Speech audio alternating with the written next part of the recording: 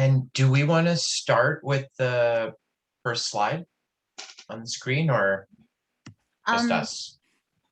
That's a good question. Maybe just us, and then Isak will welcome everyone in.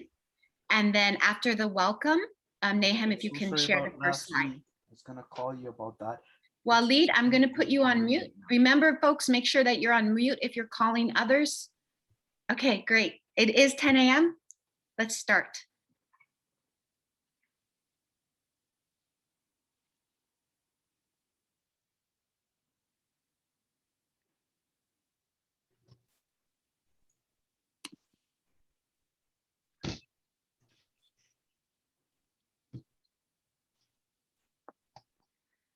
Welcome, everyone. Very happy to see you all.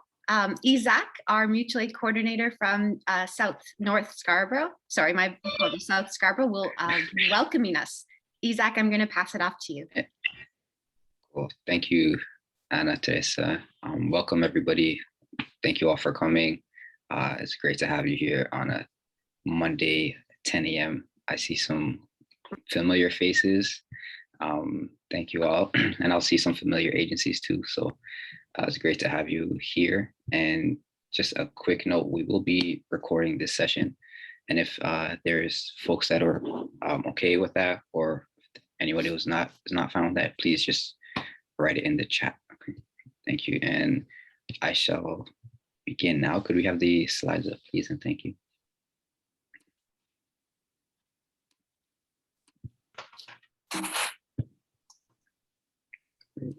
Thank you. And can we move to the next slide, please? Thank you. So I'd like to begin with a land acknowledgement. So I'd like to acknowledge that Toronto is built upon the traditional lands of the Mississauga, the Anishinaabe, the Haudenosaunee, the Chippewa, the Huron, and many other Indigenous peoples. I would like to acknowledge that many Indigenous peoples from across Turtle Island live in Toronto. I would like to value their diversity of cultural worldviews, their resiliency, and their ties to their communities. I would like to also acknowledge that Toronto is founded on white supremacy as a trade and commerce economy that continues to affect the lives and well-being of Indigenous peoples through putting economic greed in front of Indigenous rights. This event has been organized by Neighborhood Pods TO, a mutual aid project that champions the Indigenous cultural worldview of kinship, taking care of your community and sharing what we have with those around us. Toronto is governed by Treaty 13 with the Mississaugas of the Credit First Nation. The Mississaugas of the Credit First Nation tell us that Treaty 13, or the Toronto Purchase, was made unjustly and without their consent. It is also important for us to honor this truth and acknowledge the ongoing genocide of Indigenous peoples in Canada. We gather today on stolen land and at the displacement and genocide of Indigenous peoples.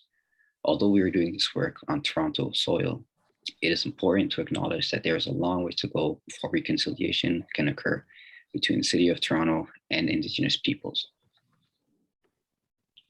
Living on this territory makes all people in Toronto treaty peoples, those who come as settlers or immigrants of this generation or earlier generation, as well as those brought involuntarily as a result of the transatlantic slave trade and imperialism. I also honor and pay tribute to those ancestors of African descent. As we meet here today, we live in the contradictions of being treaty peoples in the midst of broken treaties and persistent inaction and idling. We commit to dismantling white supremacy and searching for the right words, thoughts, hearts, and actions to align with Indigenous rights and self-determination. Great. So that was our land acknowledgement, and I'll just quickly go through our meeting agenda for today. So at 10 a.m., we've begun with the land acknowledgement, currently reviewing the agenda, and then we will also have introductions where we introduce one another. At 10:30 a.m., we will have the Neighborhood Pods Toronto project objectives. We also have our advisory table objectives, this current meeting objectives, and a Zoom overview. At 10:35, we will give cluster updates and mutual aid coordinator reports. At 11:30, we will have a collective discussion And at 11:55 a.m., we will have next steps. So now I believe I am passing it on to Waleed.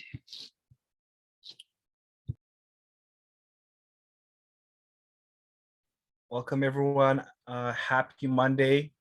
It's a week post the federal election, so I hope everyone's well rested and excited to join this really important conversation. My name is Waleed Kogali Ali, and I'm the mutual aid coordinator responsible for the newcomer cluster. So I just want us to get to know each other. So we'll start with introductions first.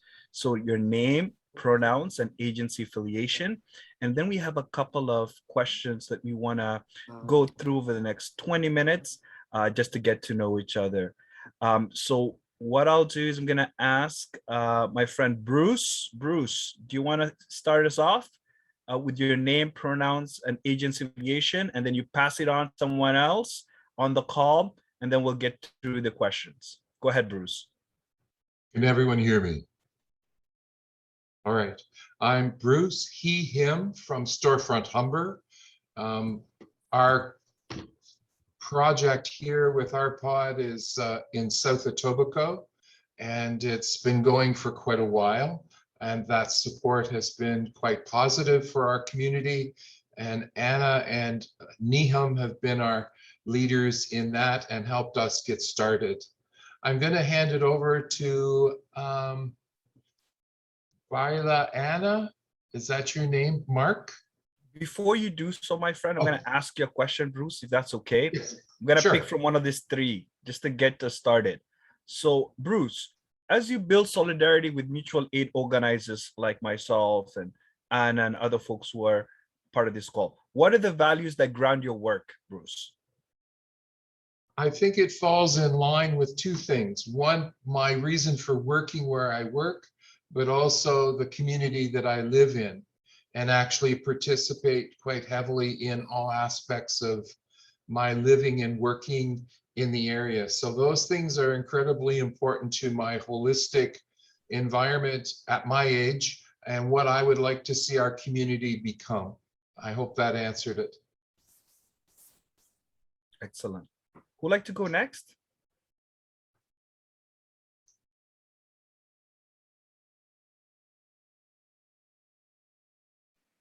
How I think Bruce called on Bearland. Yes. Okay, who'd like to pass the ball? Who's going to pass it on? Bruce? Yeah, Bruce passed it on. Waleed, Bruce passed it on to me. My name is Beryl Mark. Hi, everyone. Good morning. I'm thrilled to be here.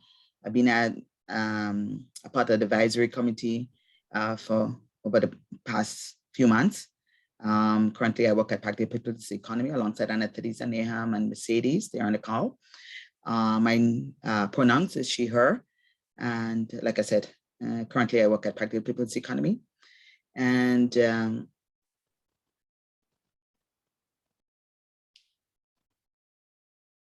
I would answer the first question. As you build solidarity with mutual aid How about we go to the organizers. second question? How about we go to the second question? If Okay, you're then we go. part of a Okay. neighborhood pod or Uh-huh. pod support group, what do you think are the biggest opportunities and challenges? How about that?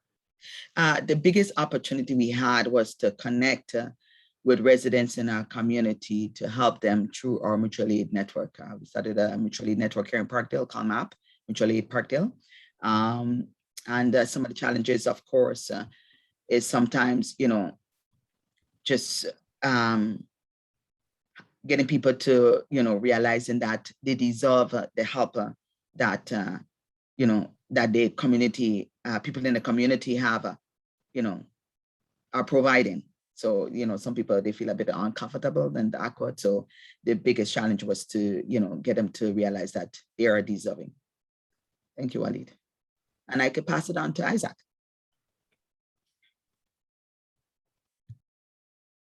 Wait, Isak as in me? Or? Oh, okay. Okay, I guess I can respond to that.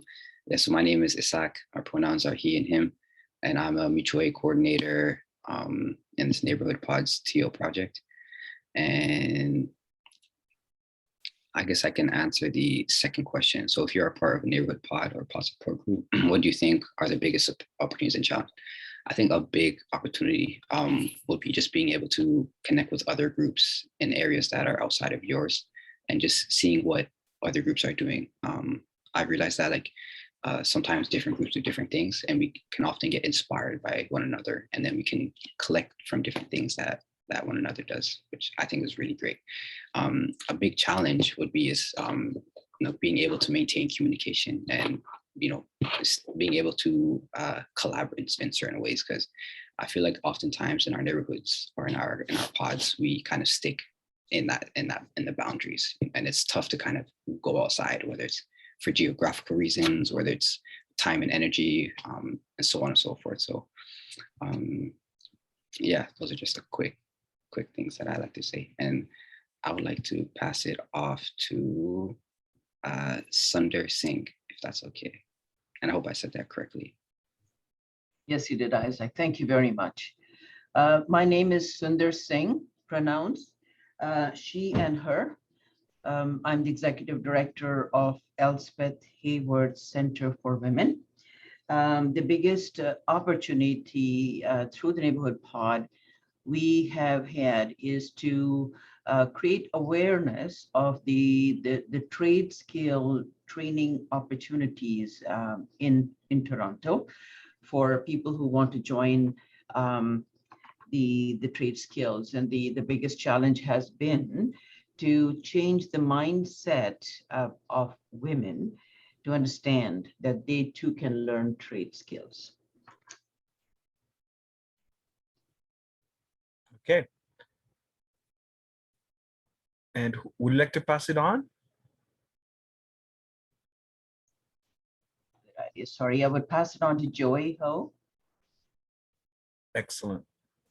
Hi, I'm Joey, pronoun she, her. I'm a student at York, currently working on the Neighborhood Pods Toronto project. And I think I will answer the first question. As you build solidarity with mutual aid organizers, what are the values that ground your work? I think something that comes to mind is humility, because I'm so new to the work and I'm really enjoying learning from everybody on the team. And I will pass it on to Jennifer. Hi, good morning. My name is Jennifer Robinson, and I'm a mutual aid trainer for North Scarborough. And my pronouns are she, her. I'm gonna answer number one as well. For community advocacy is really important for me, and that's what ground my work, to understand that residents have a voice, and that's where community starts from. So let me see, that's all I'll say for now. And Fumi, I'll pass it on to you. Hi, thank you, Jennifer. Yeah, my name is Fumi Adebanjo, pronouns she, her. The agency that I work with is a Black App, and I'm the mutual coordinator for African, Caribbean, and Black community members. I would like to go answer question number 3. That is the key concerns and needs of community member that my agency supports, and the way my agency has been responding. Actually, being a member of ACB communities, we've seen our members facing food insecurity, especially during this pandemic. Some of them are facing employment and housing issues. The agency has been supporting pod members with distribution of basic foodstuff, especially the ones that are basically specifically made for Blacks. We've been distributing this to pod members, and especially those who are vulnerable in the society. I was trying to do that. Yes, we are also working on the thanks, Marlene. Yeah, we also have a group conversation circle for those who are looking for employment, and for those who has housing issues. So then I will pass it up to Diane. Do I pronounce that very well? It's Deanne. You did good. Thank you. Hi, I'm with I just want to Scarborough. remind my friends that we just want our advisory table members to introduce themselves first. So please ask our friends to go first. Okay, go ahead. I'm Deanne. I'm with the Scarborough Food Security Initiative. I'm actually new to Toronto and to Scarborough. I've only started work about a month and a half ago. I moved from Newfoundland, so it's quite the difference. Our key concerns obviously are feeding Scarborough. There's a lot of hungry people out there that shouldn't be.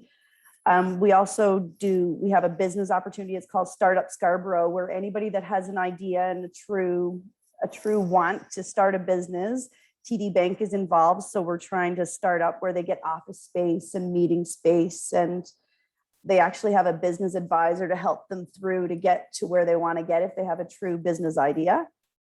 We have food banks, obviously, and 3 meals a week go out, hot meals, with a truck that we deliver meals to different places in Scarborough. About it.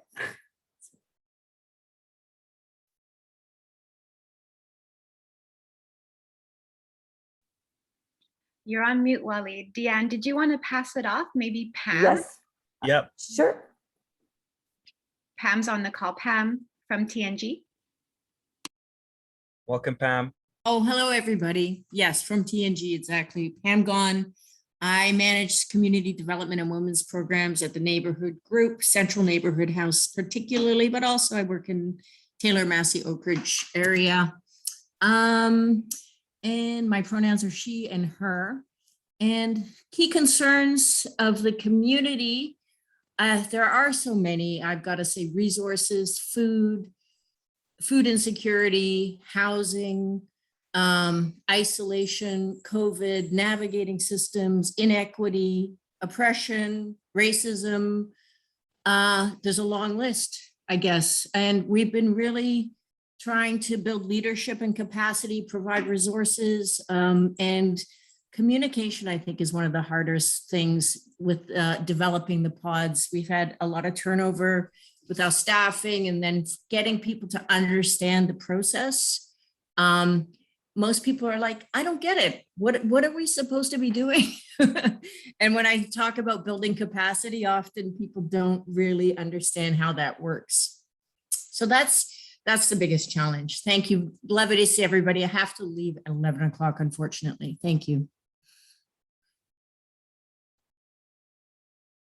Thank you for joining us. Who'd like to go next? Hello, everyone. Good morning. My name is Warda. I'm representing the North Etobicoke cluster for the PODS project. I'm joined by my colleagues Eamon Mahi and Cavell Blake from the Rexdale Hub today. I am the neighborhood engagement coordinator, so I work very closely with resident-led groups in this part of the city.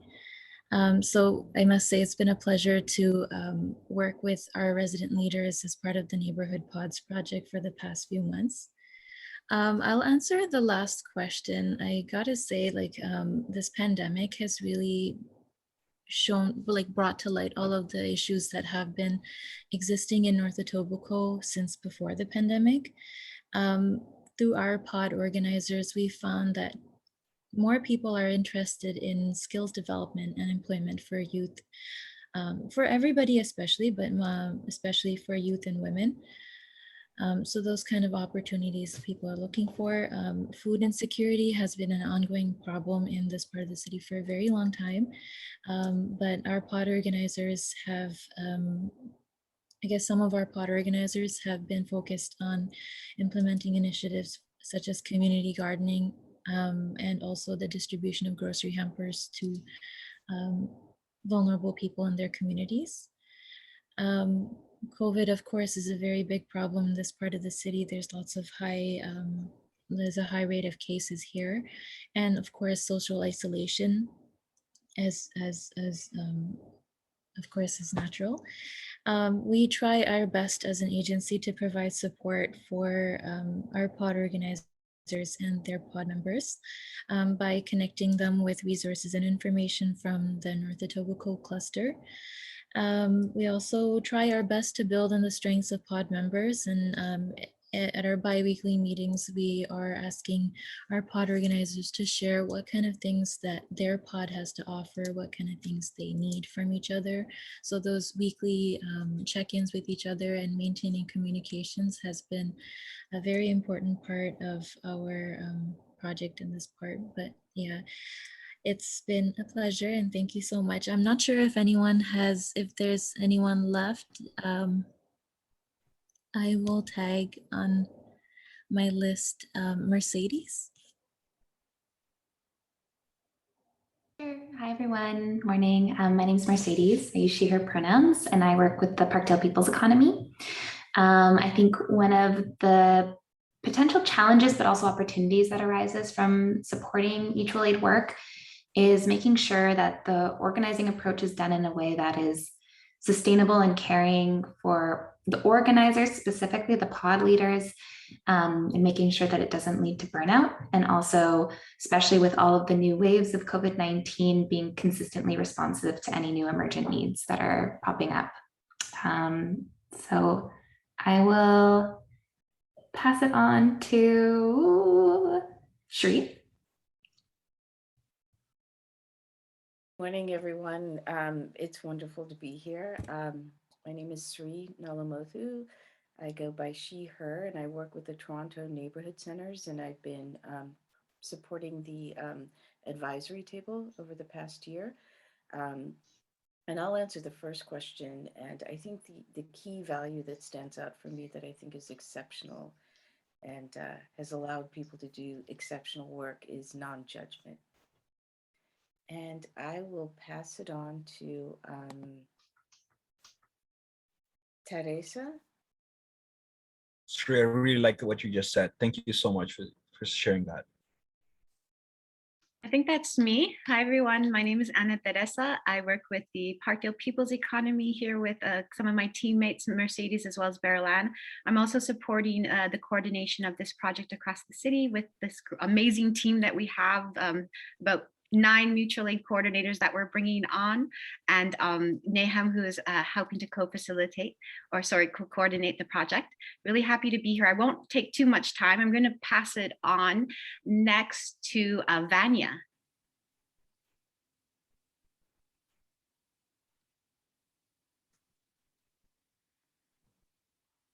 Vanya, I see you're still muted if you wanted to unmute yourself.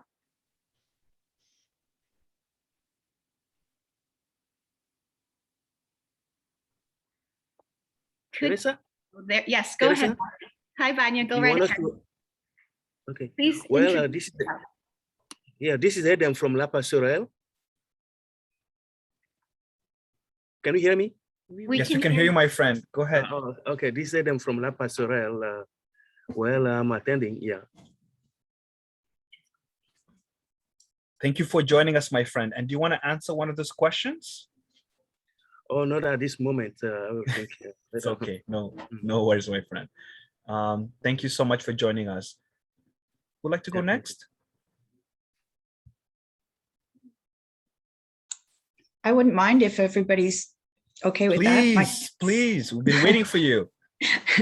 Oh, well, my name is Andrea Linton, and I have the privilege of being the manager of a small seniors community center in South Etobicoke. We are with Fontbonne Ministries, who have 5 ministries across the city. We are the only location in the West End, and our purpose is we battle loneliness in seniors. We give them a sense of community, we give them a place to trust, and we make sure that they know that they're not alone. It's not a huge center, but it's quite mighty, and we do have a strong participation level even in this time of COVID. And I did want to just trust. I have been I'll address a little bit of question number 2, been part of the pod support group with Ana Teresa and Nahum, Bruce and Lamp and Stonegate community. And it's been very, very enlightening to hear the challenges of other agencies, because mine is very focused on the senior population, but to hear the challenges that others are experiencing in the area, it gives us a little bit of more of a sense of community, because we know we're not in this alone, and to support each other in this manner, I think has been very, very positive. I know I've grown from it, and we hope that it will continue to grow. And I will like to pass it on to Karen. I think I see Karen's on the line. Hi, Andrea. Lovely to see you. Hi, everyone. I'm Karen. I'm Mutual Aid Coordinator for South Etobicoke.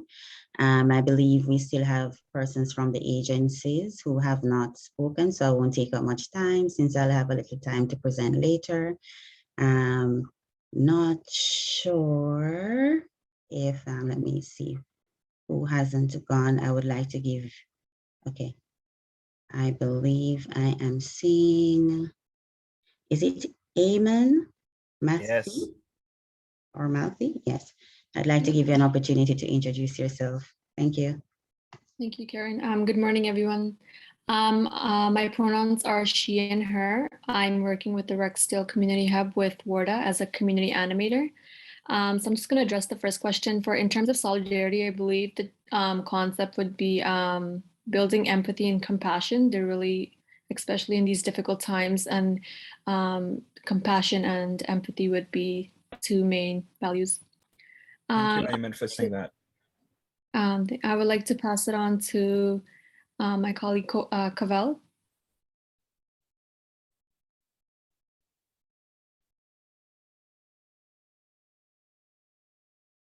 Cavell, ready?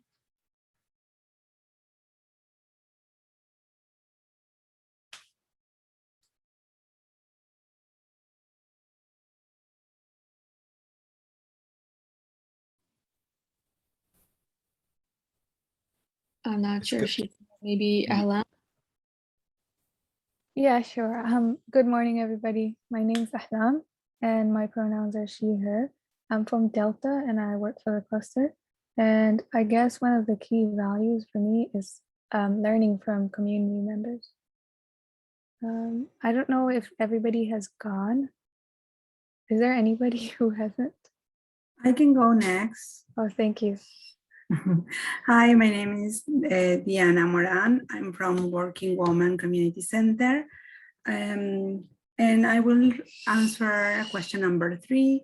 I can say that, sorry, my bird is screaming.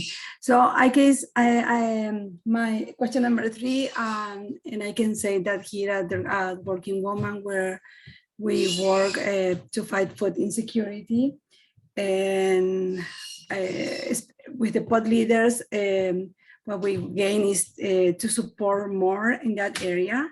And we have the pod leaders running garden workshops for kids and for adults as well. They were running meal programs to help the community that were in need. And also the pods also helps to fight with isolation in the community. Thank you. I pass it to Angela.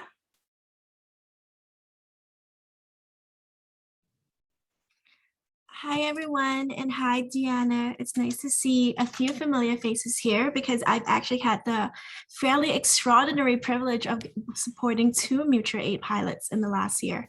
So I was with Working Women, and I'm now at West Neighborhood House. So we've been supporting mutual aid organizing in 2 very different parts of the city, and learning so much from doing so. I think I'll touch on the last question because it's something that I actually spent a lot of the weekend thinking about. And I think a challenge that we're really seeing is the amounts of division and polarization in a lot of our communities. We've just had, I know we've all just been able to participate in the elections, and that often brings to the foreground some intense conversations about how we see ourselves. And then also I think seeing mutual aid groups in the West End that we've been working alongside as partners really tackle vaccine engagement, and then being in the forefront of also very challenging and divisive conversations while trying to stay true to what a shared mutual aid agenda looks like. So these are conversations that we're having. Our response is, how do we renew and develop spaces in our communities to continue to act as a bit of a campfire for neighborhoods where new residents, existing residents, groups of people who maybe don't interact as much in their daily lives can connect and get to hear each other's perspectives and continue to extend their offers of caring and support. And we've seen mutual aid being a very powerful way to have those conversations. I know I came on like a few minutes late, so I'm not sure who has gone yet. But I'm not, did we hear from, Shahanara? I'm trying to look at the comments. Thank you very much. I'm from downtown East Toronto, and my pronouns are she and her. I'm also a mutual aid coordinator for the downtown East. Thank you for joining, and I'm so happy to connect with you all. Thank you. Okay, thank you, Shahanara. Who'd like to go next? I'm just trying to make sure we got everyone from our advisory table to introduce themselves. See if I missed anyone. Julia, did you go yet? No, go ahead, Julia. I'd love to hear your voice. Hi, everyone. I'm here on behalf of Feed Scarborough as well with Deanne. We've been working with 3 pod representatives. We have 3 pod representatives right now in Southwest Scarborough. So to touch a little bit on number 2, some of the challenges obviously are food insecurity. So our pod representatives are working to provide groceries and healthy meals for people within those Southwest pods at this particular time. And my pronouns are she and her. And I will pass it on to Charlene, I think it is. Welcome, Julia. I think Orit has just joined us. Maybe we give Orit, and I think after that, we'll move on to our next slide. Hi, good morning, everyone. I'm so sorry. I had another team meeting, so I'm just jumping in from that to this one.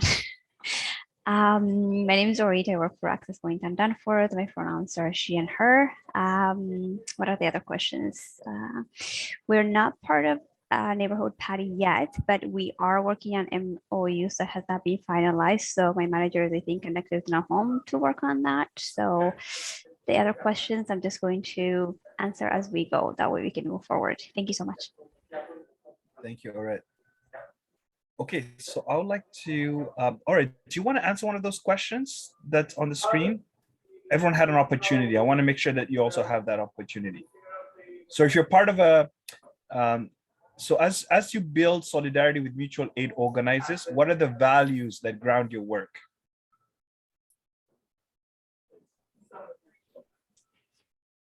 Sorry, say that again. Sorry, I'm just trying to catch up someone. As you build solidarity with mutual aid organizers, what are the values that ground your work? I would say just trying to support community members to do the work they do well, and support whatever we can. And as big organizations, I think we have a lot to give and to provide, and listening to what their needs are, I would say, if that answers your question. It does. Active listening. Thank you so much for saying that. I'd like to pass on the facilitation to my colleague for the rest of the agenda. Waleed, Kanika just joined. Kanika, if you want to introduce yourself and just answer one of the questions. Hi, everyone. Sorry for my lateness. I'm Kanika. My pronouns are they, them, and I'm representing North York Community House and also our other lead agency in the North York Cluster, Working Women's Community Center. Just quickly looking at the questions. The first one I'm going to respond to. I think the most important piece for us is supporting, acknowledging, and respecting the work that the pod groups are already doing, and being responsive to what supports they need, and also listening and learning from the amazing work that they've been doing, because I think at the core of mutual aid work is that we're all doing this work together, and it's been a really wonderful, humbling, and learning experience for our agencies. Thank you. Thank you so much for sharing that. I'd like to pass on the facilitation to Charlene Henry, who is my fellow mutual aid coordinator for the rest of the meeting. Charlene, you want to go ahead?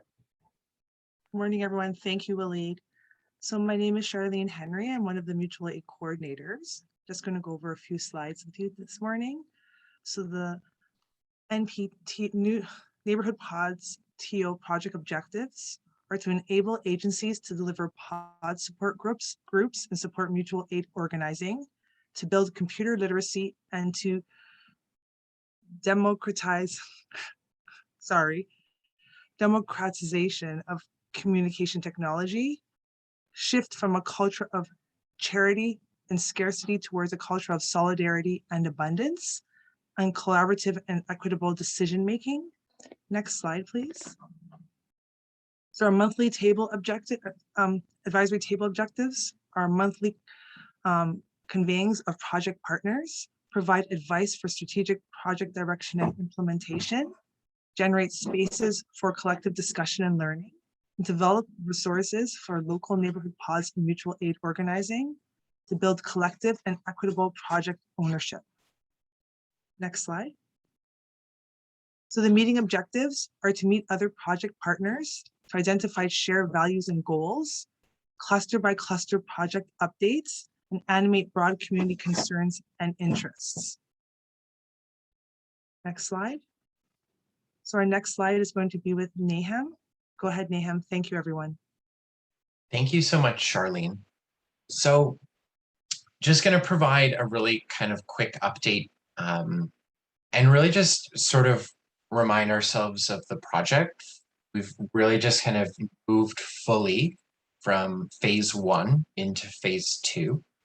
And phase 1, starting from last August 2020, was really about developing the infrastructure.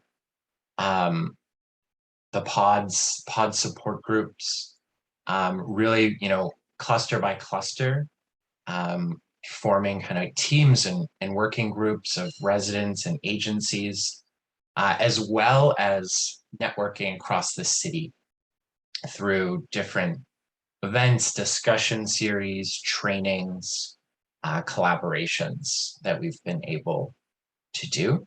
So phase 1 really was focused on that infrastructure development.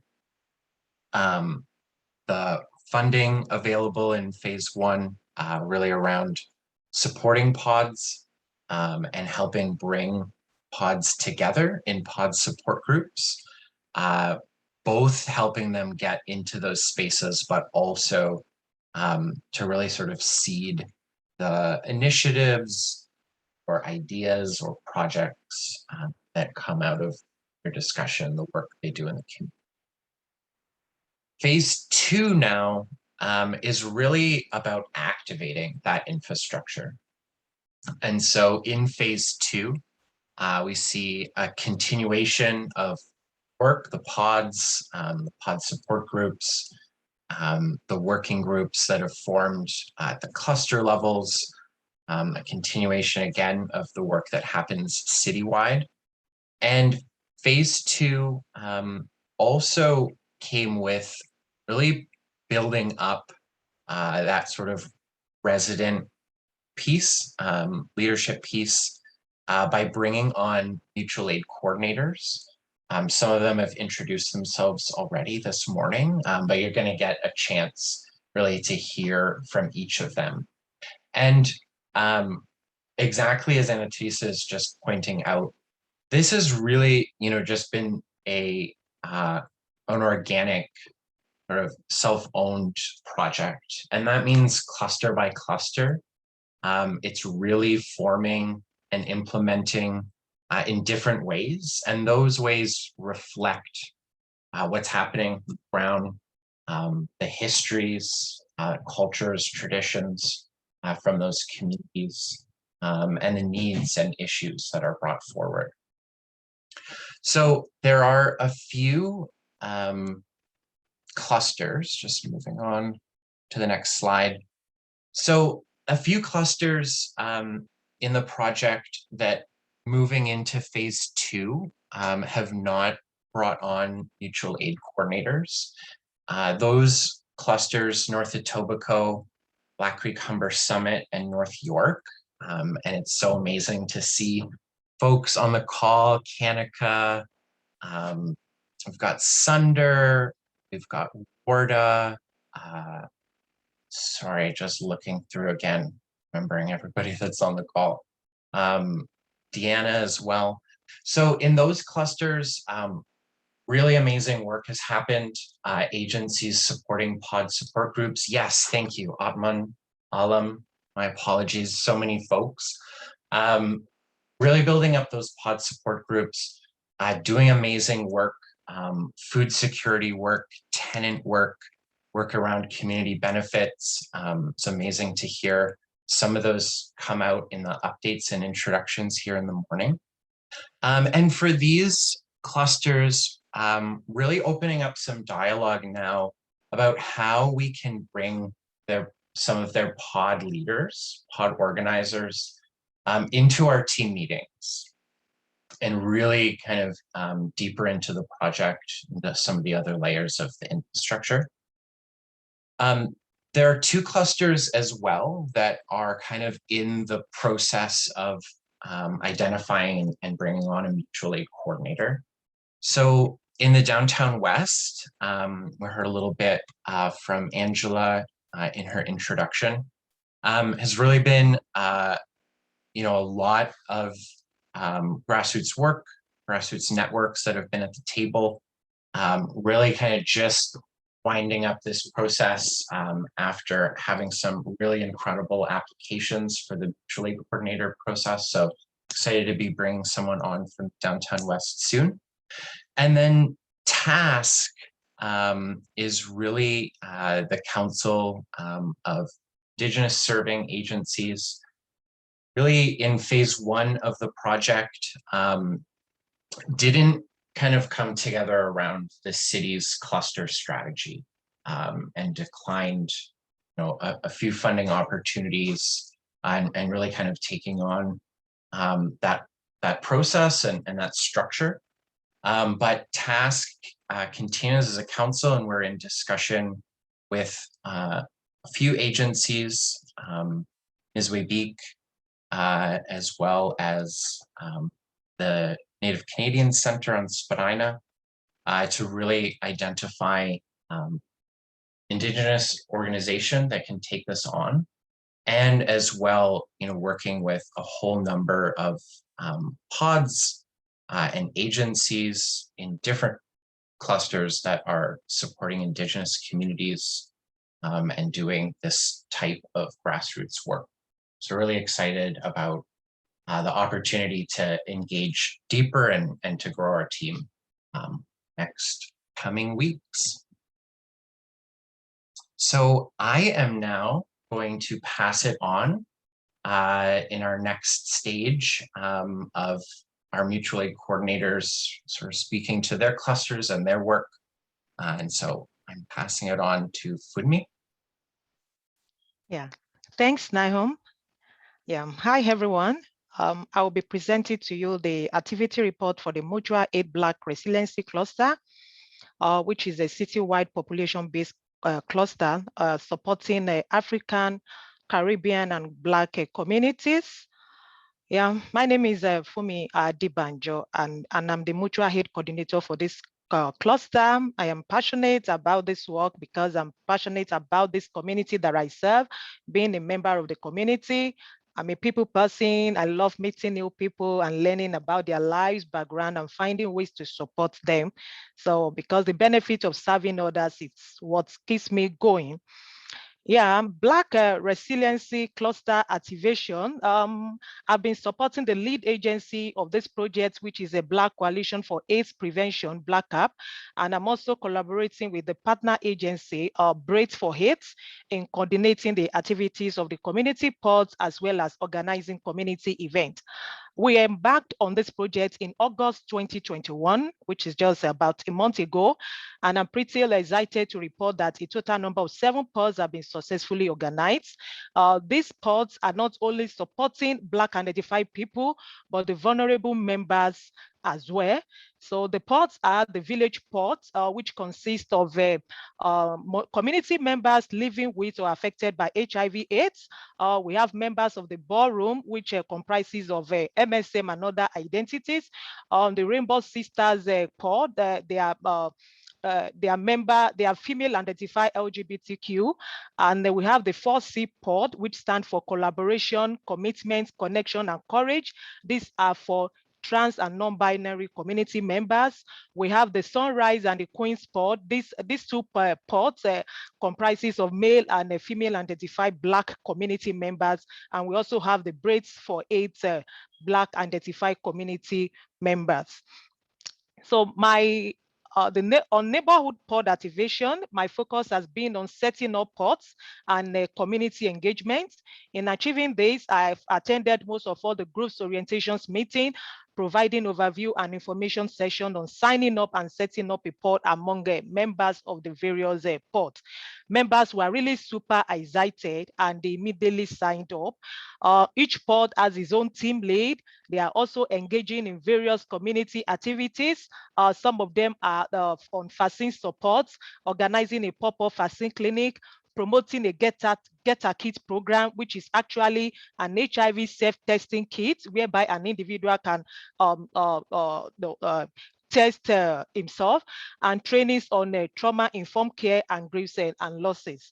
So on the community in a whole has been focusing on building collective community knowledge on COVID-19 vaccine literacy.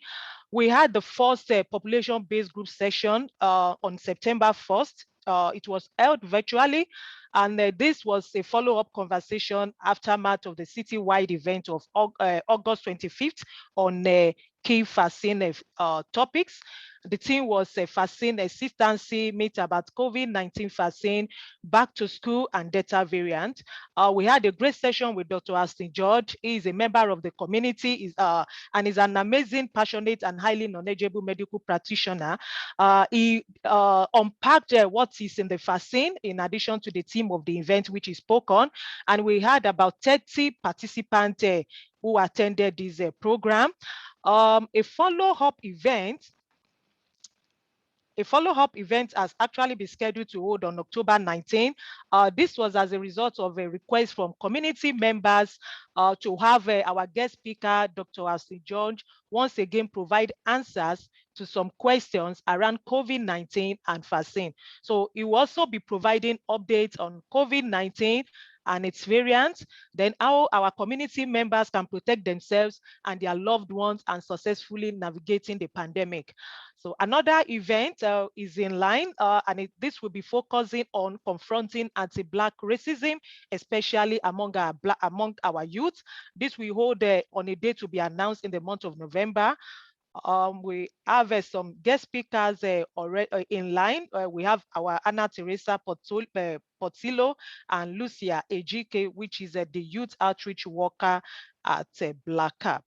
So thank you everyone for your attention. For further information on Black Resiliency Cluster, you can reach me at my contact information, which will be displayed on the screen.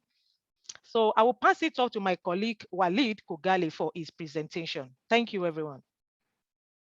Thank you, Fumi. What an amazing presentation, my sister. I really loved it. Thank you so much for articulating the great work that's taking place in the Black Resiliency Cluster. So my name is Walid Kogali Ali. And before I get started with my short presentation, I wanna encourage folks to open up the emails. I sent a PDF version of the report. I actually struggled to see what I could put in and what I need to take out, but I think it all makes sense for the work that we're doing. So please look at that PDF. It's a 25-page activity report that's focused on the newcomer cluster. So please look at that. Okay, I guess we'll get started. I'm going to try to sum up 25 pages in 7 minutes. So if I don't do a good job, you know, I'm not the best communicator, so I'll try my best. So the newcomer cluster, welcome to this presentation. Next slide. So about my lived experiences, I'm going to be sharing my work, as someone who's very focused on community building with the experience in the student movement, environmental movement, and labor movement. I'm based in Regent Park, but organized across the city. And I am also the co-founder of the Coalition Against White Supremacy and Islamophobia, and also the mutual aid coordinator for the Newcomer Cluster. Next slide.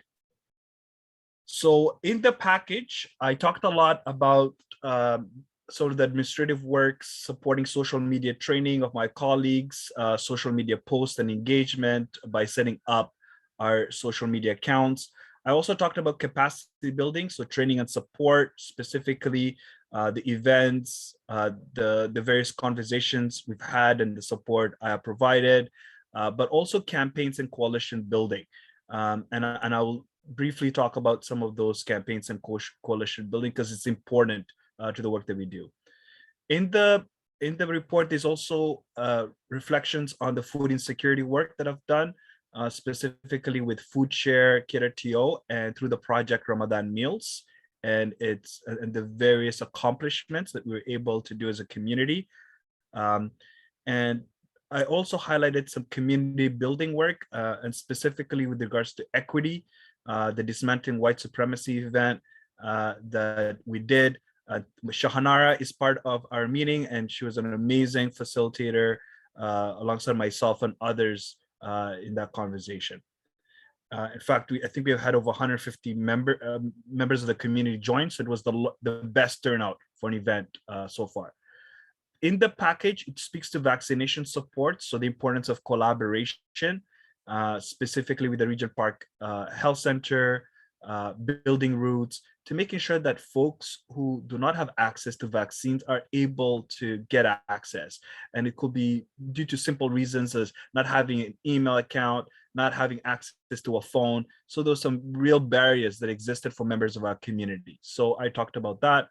Also, communication supports, making sure that this information is getting out in different spaces, over social media, via email, and other platforms.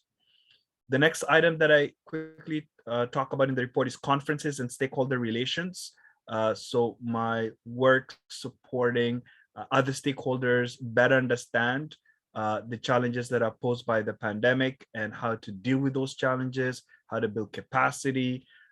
So I was fortunate to be invited by CASA, so the Council of Agencies Serving South Asians, for a conference that was focused on equity, health equity. So that was another piece of the report. The next piece is media and publicity. We have to tell our story. We can't be doing all this great work without telling our story. So in the report, there's references to coverage by the Toronto Star, the CBC, and other major media channels that have been covering our story when it comes to neighborhood pods and the work that we've been doing. The next thing that I want to quickly talk about is a framework for community engagement and other resources. I did at that conference share a framework for community engagement, which hopefully will be used as a resource, and I will share it with the advisory table as well for feedback. The next thing that I want to quickly talk about is the Newcomer Cluster and Newcomer Vaccine Consortium. So we did have our first event, Youth Speaks, which was focused on newcomer youth and community members. And we had about 30 members of the community join that amazing call. We do have a follow-up event on October 12th. There's going to be an intergenerational conversation between newcomer youth and seniors when it comes to mental health and the impact of mental health when it comes to accessing the vaccine. So please watch out for that event. And the last thing that I talked about is some recommendations for the advisory table, and I'll quickly briefly go through that. Next slide. So briefly, that is an infographic that spoke to the impact of the community coming together to address food insecurity in 2020, and this work continued in 2021. But it's important to remember that the foundation was trust. People worked together because they trusted each other. Next item, next slide. Telling our story quickly. we told the important story of not just addressing food insecurity, but also addressing the importance of raising vaccine confidence. So we talked about how we supported our community members not just get access to food, nutritional food, but we were able to answer their questions that led to vaccine confidence and a spike in registration. In fact, we're looking at the numbers, over 4,500 community members were supported through these initiatives. Next one. So the community vaccination drive is a great illustration of what partnerships could be. Work with the Region Park Community Health Center, but also with Building Roots in Moss Park to support vaccination drives that will focus on newcomers and folks with no status in our community. Next slide. So I'm not going to talk about the framework for community engagement because I will share that with you, but I want to challenge all of you folks to think of the following questions. And that is, when you are doing this work, are you connected to your local neighborhood association or grassroots organizations? Are you connected to the service providers and anchor agencies in your community? So that's some of the important work that needs to be done before you can build trust. The next item. Stakeholder engagement. That's another important piece is, are you involving the stakeholders? Are you recruiting residents to the table? And are you coordinating with regards to communications in your community with regards to access of this very important events? Next item, next slide. Community voices. It's also important to center all this work in community voices. They've built relationships and they build the infrastructure in the community to build that important audience. So how are you centering community voices, whether it's the neighborhood association or a radio station or community channel like Focus Media Arts? That's an example in Region Park. Next slide. It's also important to identify spaces for support and engagement. All this work requires constant engagement with folks who are in need of support. So how are we making sure that there's a virtual space for that engagement? And if there's a need for physical space, who are you connected with to create that space? So in this example, Zoom is a virtual space, but we also made sure that we were able to book spaces for seniors, for youth to talk through Toronto Community Housing. Next slide. So all this work is not possible without building trust and, most importantly, challenging disinformation. And the way we're able to do that was through the peer-to-peer grief support event that we did earlier that helped us build that support. Next item, next slide, sorry. So community small discussions were also a great opportunity to build that trust. My colleagues hosted the Downtown East Community Conversation. Fumi talked about the Black Resiliency Cluster and the event. There was a back to school event that was held.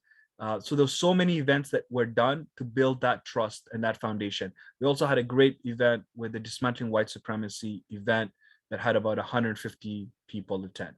Next slide. This community discussions, continued and are going to continue as we continue to build trust, but we are also able to build a strong foundation by working with other groups who are now part of various coalitions. For example, the Moss Park Coalition has been integral in supporting some of our work in Moss Park. Next slide. Upcoming events. So there's some big events coming up that I want you to note, and that is on Wednesday, October 27th, we have the Dismantling White Supremacy in Healthcare event as well. Last slide. Contact us, please, please, please follow our social media channels and handles on Twitter, on Instagram, and on Facebook, and we also have a website. So please join our project. Next slide. Thank you. And I'd like to pass it on to my colleague.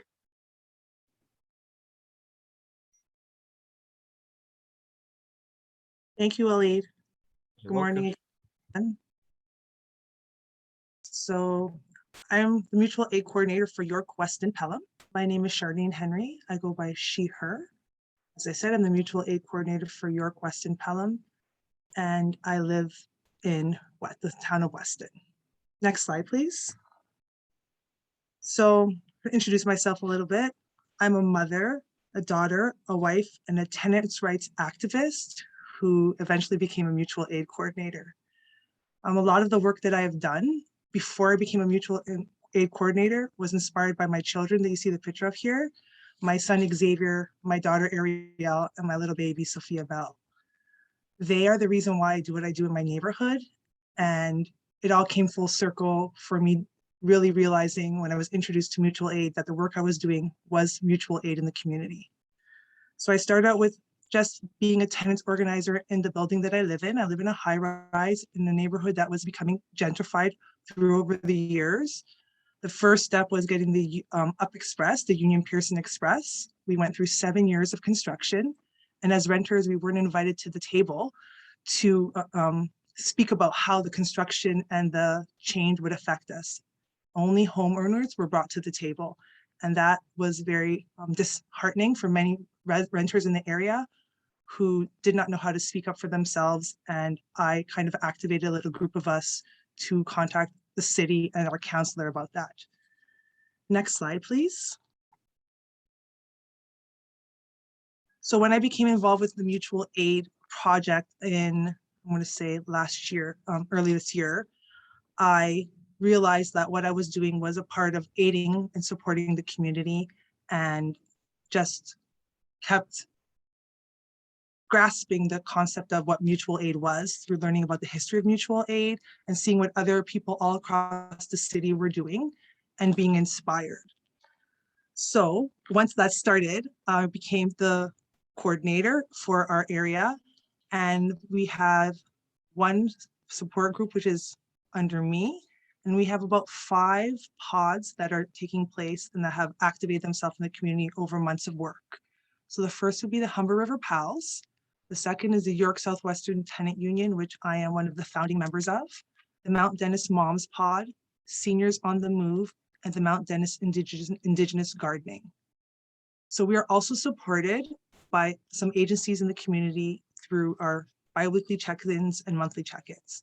So those agencies are Shakespeare in Action, which is located here in Weston Commons, the Community Place Hub, which is located on Weston Road as well, Access Alliance in the Jane area, and North York Harvest Food Bank, which is located in Mount Dennis community. Next slide, please. So I'm going to talk a little bit about some of the events that we've had over the last little bit. So Humber River Pals has done an amazing job of activating themselves in the community through social media.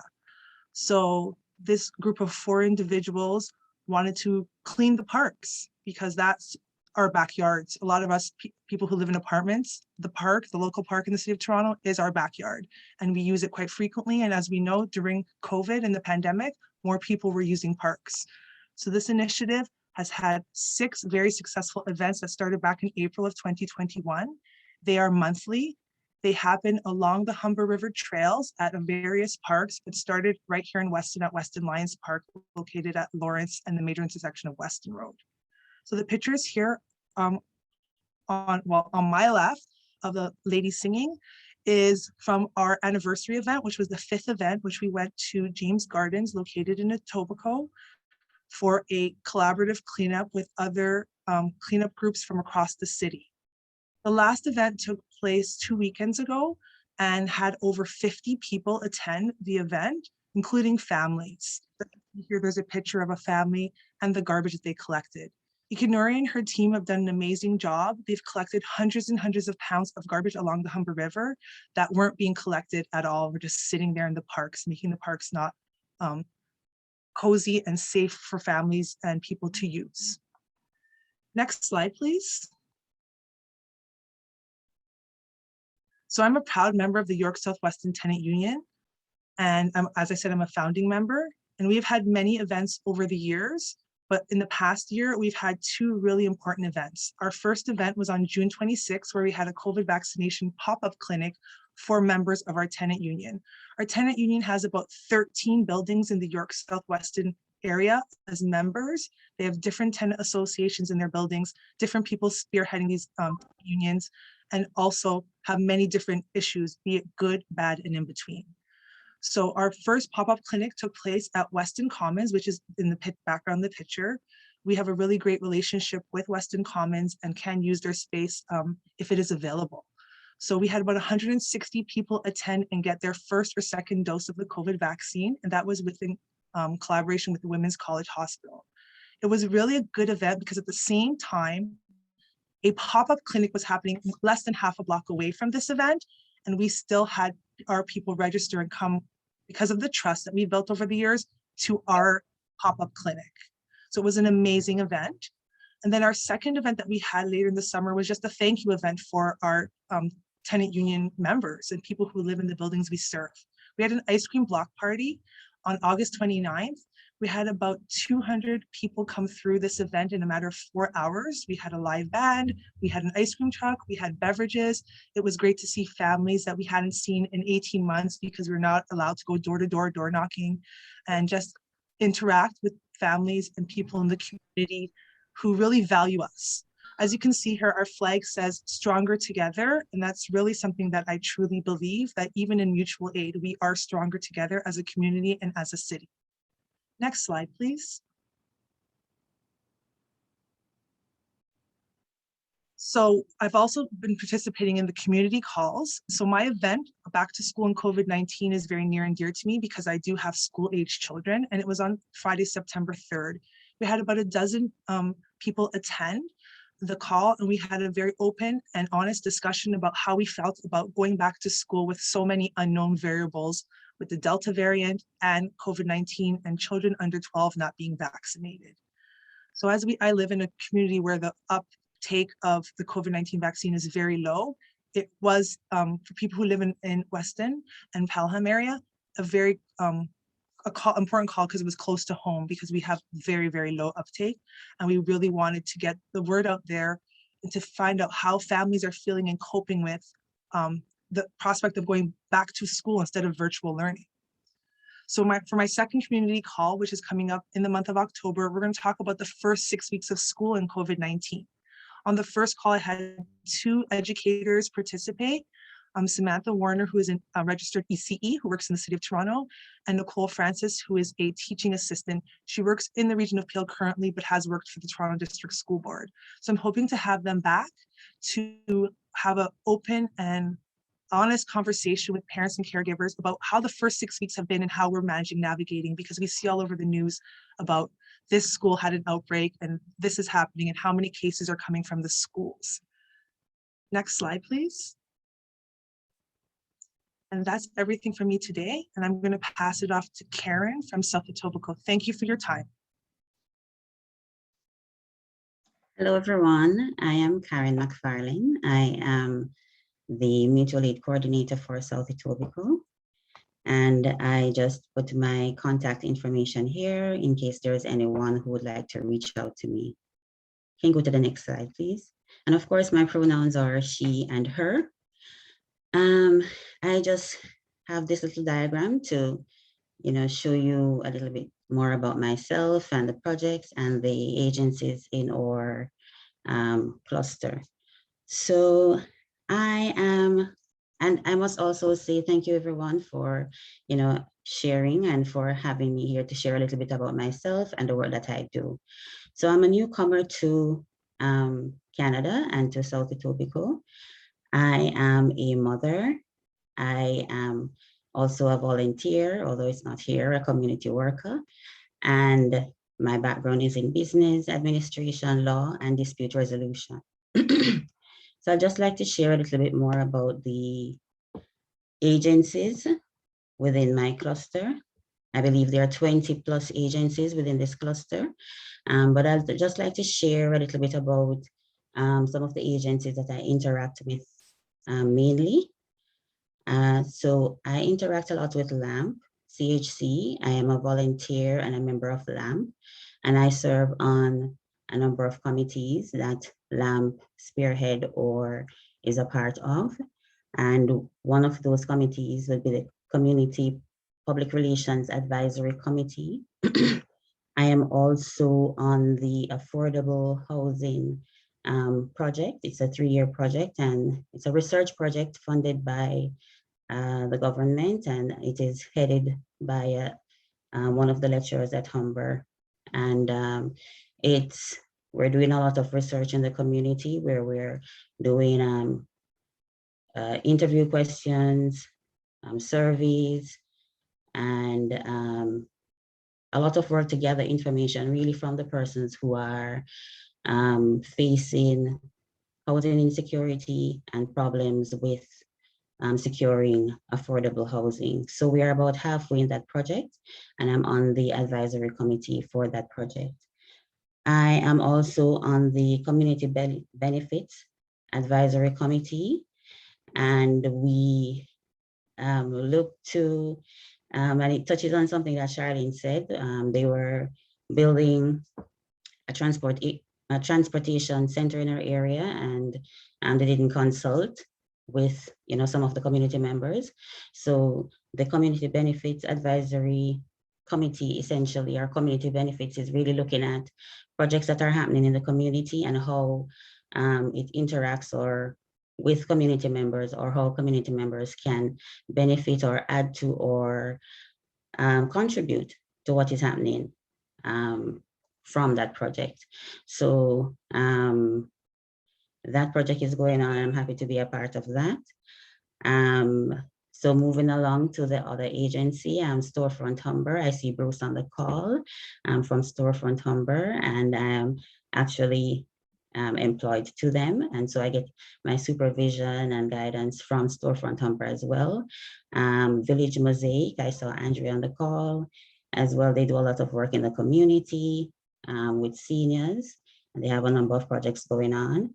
I've also flagged Lakeshore Arts because I do collaborate with them on my Art in the Park project, which I'll speak a little bit more about, and St. Margaret's Anglican Church.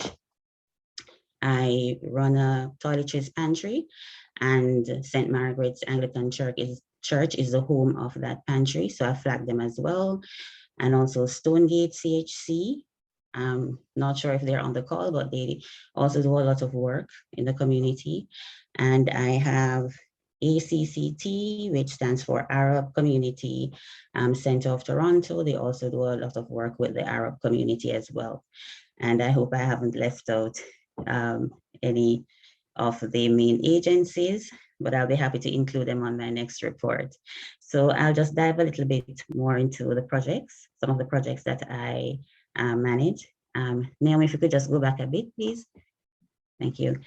So I'll just speak a little about the toiletries pantry. So for the toiletries pantry, we've been fortunate to get 393 hygiene kits, some through LAMP initially.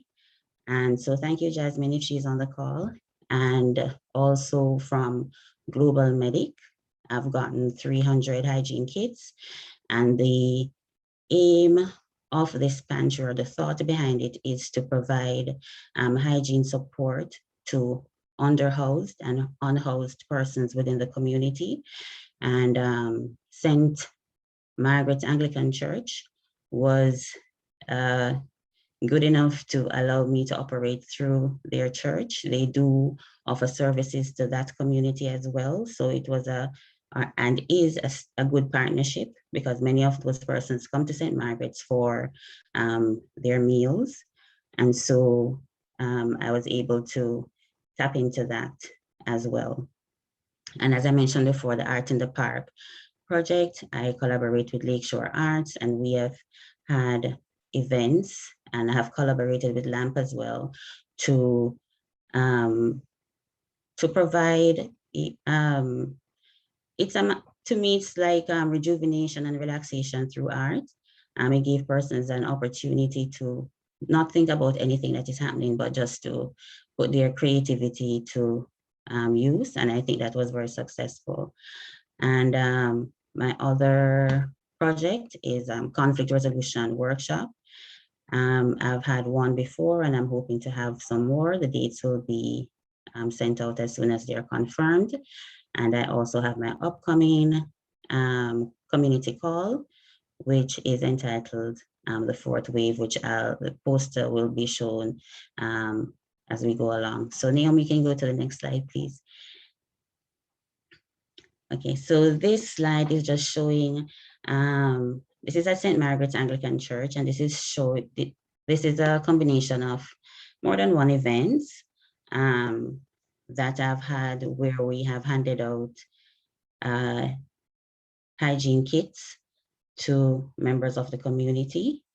And also you'll see in the photograph some of the volunteers who assisted. So big thank you to the volunteers who assisted me in setting up and handing out the hygiene kits. I must say to date, I believe we have handed out upwards of 120 hygiene kits. We do have hygiene kits that are made specifically for male and specifically for females. And we also have miscellaneous items. I must also flag that members of the community have also contributed to the pantry. And so I have a number of miscellaneous items that people, if they don't want the entire kit, they can select, for example, deodorant, bath soap, shampoo, conditioner, toothpaste, toothbrushes, and so on. And I also had a number of face masks. And so I've managed to give out upwards of 350 face masks to members of the community. So I'm very happy about that. So you can move on to the next slide now. Right, and this is just a photograph of some of the beautiful artwork that we put out at our Art in the Park event. It was very, as I said, relaxing and rejuvenating, and I'm very happy that we got a chance to do it. And as you can see, persons from various age groups participated, and it was a wonderful event, where we were able to be outside and enjoy, the fresh air while doing art. And can move on to the next slide. Yeah.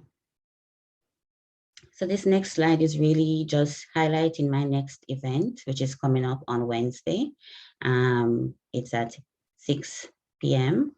and we'll be having Dr. Alston George as a guest speaker and Amber Morley, who is the vaccine coordinator. After this poster was completed, I actually had 2 additional speakers who were confirmed. So I will also be having 2 registered nurses who are from the city, and they have a lot of information. I actually met with them, and they have a lot of information, about the COVID virus, the vaccine, and a number of other things that the city provides and provide information around. So this is the end of my presentation. I thank you very much for listening. And if you have any questions, please feel free to send it. I'll now pass on to Shahanara. Thank you very much. Thank you, Karen, for your excellent presentation. I'm Shahanara. I'm currently in Bangladesh. I'm visiting my father. He is sick, but I'm so happy to see you all. And I'm from downtown East. I live in Regent Park. My pronouns is she and her. And I live in Regent Park since 2010. Unstable. Can you hear me? Okay, thanks. So my work is focused on empowerment and economic development of diverse women in downtown East community and overall GTA.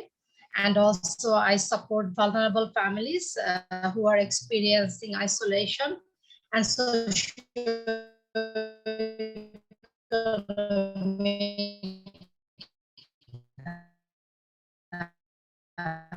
challenges in this pandemic. And in this pandemic time, last couple of 8 months almost, I'm with the Neighborhood Portfolio project, and I'm so happy to be with them. This gives me the families, and I sometimes participate prescription pickups and regular check-ins, which I do. Also, I do sometimes go to the park and with our diverse women in the community, we do some. We drink coffee and have a chat, just spending quality time and support each other. Thank you. Next slide, please.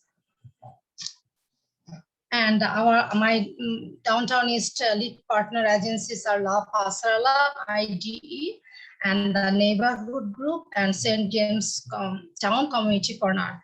So I'm so happy to work with them. They are really supporting, and we are starting infrastructure for the neighborhood ports. So which is very good initiative for engaging our neighbor and do this kind of noble work for our community. And so I have connected with Regent Park Diverse Women Group, One Oak Coal Pod, Mothers for Peace, Friends of Regent Park Neighborhood Association, also Coalition Against White Supremacy and Islamophobia. Thank you. Next slide, please. And I was so happy to be a planning member of a couple of citywide events and also Downtown East community event.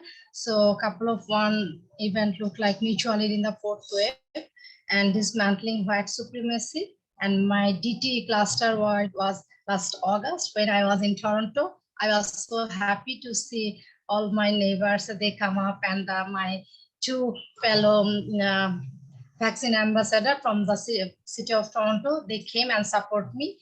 They did excellent presentation, and I also tried my best to engage with my neighbor, and 20 people came to my first event. And another event was like amazing in my first as a community coordinator with Walid and Teresa and Nahum, with all of our coordinator. I was a part of dismantling white supremacy event. It was huge success, I will say. There was almost 130 people joined, and people love to hear our event objective and why we are organizing the thing and how we can collaborate with all people from across the city.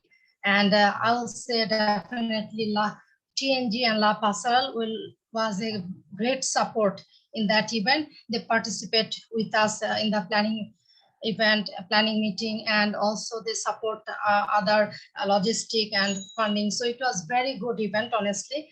And I learned a lot from all of our coordinators and also from the guest speaker and our agency lead. And next, my event would be focusing would be the diverse women vaccine hesitancy, because that I have found from the Downtown East that there is a huge confusion for the women, from the women, especially like Muslim women who wear hijab, and also like little bit elder women who are like 50 to 60. They don't want to take the vaccine. They have some issue they shared with me. They're scared also. So they have some religious issue as well. They mentioned to me. Also, they don't trust. Sometimes they thought why this vaccine comes too soon, like they can't trust. So all those things, this will be focusing in my next second small group discussion for the Downtown East, which will be in October, hopefully, if everything okay, to participate from Dhaka, Bangladesh. And thank you very much, everyone.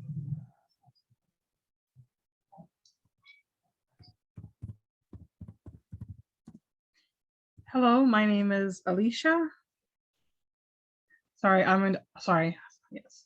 My name is Alicia. I'm from East York, Don Valley cluster. My pronouns are she and her. Some information about myself. I started volunteering from grade 1 at the Breakfast Club, just sort of running after the bigger kids, cleaning up after them and the tables. And then just sort of growing to cleaning up after the older kids. And rookie ball, I was always too young. So all I could do was volunteer and help sort of organize and clean up. I started working with youth at 16, a part of Youth in Action, which was a part of the Toronto strategy to reduce gun violence. After a friend of mine got murdered, they rounded up, I think, 5 youth from each of the neighborhoods in East Shore. I ended up staying so long. I ended up even becoming the coordinator for a while. We facilitated workshops on violence, and also pushed to give youth a voice on decision makings in the community that affected them. I'm also a community organizer. I've been community organizing from as long as I could remember, creating programs and workshops and events for the communities that they ask for, things that they ask for. I'm also a really big activist on communities being a part of decision-making that affects them. I'm also passionate about food security, food sovereignty, economic prosperity, land and space access, and entrepreneurship. Adonis, the video looks amazing, by the way. I'm promoting it. People love it. Next slide, please. These are the agencies. Because of the great work that you do. That's why. Some of the agencies that have been supporting us. So we have AXA, which is Aging Court Community Services Association, City of Toronto, and Toronto South Lip. They've been supporting in the ways of events and stuff that has been going on, or some of the pods directly. They have been working with them directly. TNO and Access Alliance and Working Women, those were the lead agencies of this project. So Working Women, held by Angela, she did a mutual aid series, and then Access Alliance and TNO, they are our trustees. To the far, or to my right, Toronto Neighborhood Centers, News Circles, Scott's Mission, Wood Green, Flemington Health Center, Bangladesh Canadian Community Services, Don Valley Community Legal Service, and Abdul. They were a part of our beginning check-ins with agencies in the neighborhood that wanted to get involved with Neighborhood Pods TO.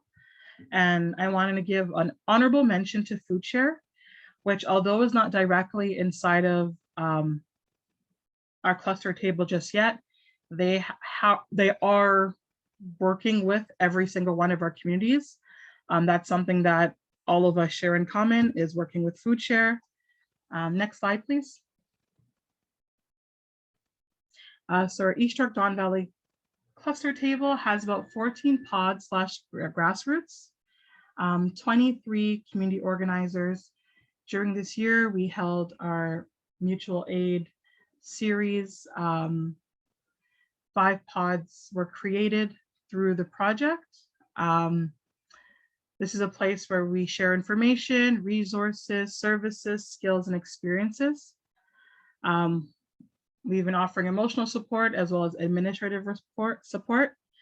We created this table to be a non-competitive atmosphere, because as community organizers, many times we're competing for resources. So it creates a very hostile environment normally when we go to meetings and see each other's where there's a funder, because they're usually pitting us against each other of who deserves to be funded, who doesn't deserve to be funded. So this cluster table, we made sure not to do that. One of the biggest thing is, rather than competing for the funds, we decided to share the funds. Everybody has a pocket of funding, and that way all projects would be supported, as well as sharing, collaborating, and partnering with each other. Like, for example, if my community received lots of food, I'd reach out to another community and see how we could share it. Distinctly, very specific example, Unified We Grow received boxes from Food Share. We shared them with the beaches, whether there was enough for our community or not. If we were short, we just opened up the boxes and shared the produce. Crescent Town, they shared, they pushed to have the East support, because for some odd reason, O'Connor community was left out of that whole initiative, and they're actually a part of East York. So Crescent Town pushed to have O'Connor community to extend the borders to add us, which we were in East York. Flemington, groups in Flemington are now collaborating for the first time on on projects, and we really now see the huge competitive nature that has been like set upon us as community organizers from agencies, not agencies, not agencies, funders. So we're glad to sort of breaking down those bridges and what we thought of one another, just sort of coming together to be together and better serve our community. Next slide, please. So some of the community needs that we realized was food security, food sovereignty, digital infrastructure, because most peoples who needed access to internet, they would go to agencies, but through COVID, without having access to those agencies, they don't have access to internet or tablets. And if you give them tablets or laptops, they don't have access to internet, as well as the support that agencies offered with using the internet. So also employment opportunities and skill building, entrepreneurship, training opportunities, community spacing, educational resources. The community organizer needs was are room for decision makings on platforms, community space, which means kitchen, storage, operational spaces, more collaborating with agencies and also partnering with them, training and access to funding. Next slide, please. So these are just some showcases of some of the projects that were completed through the phase 1 funding. So there's 3 projects here. We had the North Side Youth Initiative, which is youth from all across Victoria Village and East York. They held a basketball tournament. We had over 25 volunteers and I would say around 50 players. You have the winning team standing beside the shirts purples, and they designed and made the shirts themselves. Such an amazing group. The next picture, which is beside the ice cream truck, they held a community barbecue and activities where they had face painting, bouncy castle, free ice cream. At the top is, this happened in Flemington, Thorncliffe, and this was the Wellness Cafe, and they held a cultural event and volunteer appreciation. Next slide, please. And some of the current projects that is cluster-wide that we're working on is our food security project, our community vaccine engagement series, our youth leaders project, as well as our community access project. Thank you. And I'd like to pass it to Jennifer. Wait, yes. Good morning. My name is Jennifer Robinson. I am representing the North Scarborough cluster. I'm acting as a mutual aid trainer for North Scarborough. I've been a resident of Malvern from 1986. I've been in community activism since my children entered school. Some of the groups I've been involved with things like 42 Voices, Scarborough Transit Action, SCAN, which is Scarborough Civic Action Network, and a number of other organizations. Advocacy is an important part of my community engagement that I do. Next slide, please. So these are just a few of the things I've done in my community, and it's teaching people to depute at City Hall and then deputing myself at City Hall. We've also, along with SCAN, have done things like run all candidates meetings, always engaging the community. We've also convene training in the community, which tells them about civic engagement and what it means to, the 3 levels of government, gone down to that level so everyone has a good understanding. Okay, so some of the things I've done as a trainer. Next slide, please. So for this neighborhood pods, I've been engaged through Tropicana, who's the lead agency, and Tropicana in North Scarborough is really focused on including all the other things, but they include young people. So they're really focused on young people and assisting them, especially those from Caribbean, Black, and African heritage. But for this instance, they will also be focusing on other community agencies, such as, let me just pull it up here, just a second. So they're going to be engaging. I'll slow down a bit. Let me just say, we are training, they're doing their mutual aid or neighborhood pods for young people between the age of 16 to 24, and they're all from North Scarborough agencies and communities. The agencies and communities are Agincourt Community Service, Malvern Family Resource Center, Taibu Health Center, Scarborough Women's Center, Hong Fu, YMCA, Center for Immigrant and Community Service, Chinese Cultural Center, and the City of Toronto with their Parks and Rec. So they're hoping to attract 2 young people from each agency, making up a maximum between 16 to 20 youth. And we will be teaching them how to create and build their own pods. And that is the focus of this part of our neighborhood pods section in North Scarborough. And our orientation will start on October 6th. So I'm late to the party, but I am happy to be here. Thank you very much. I'll now pass it on to Isak. Thank you. Thank you. Thank you, Jennifer. Hi, everybody. My name is Isak. I was speaking a bit earlier, so you remember me already. Yeah, that's me. That's me. Okay. As you can see, my hair is different. I cut my hair. I don't know. I like both sides, but I guess for winter, I'm gonna keep this. But anyways, yeah, I'm the mutual aid coordinator for South Scarborough. I spent most of my life in here, and I love the area. We arguably have the best food in Toronto, and we can have this debate maybe sometime. But yes, what really got me into doing this work is just being engaged in community service.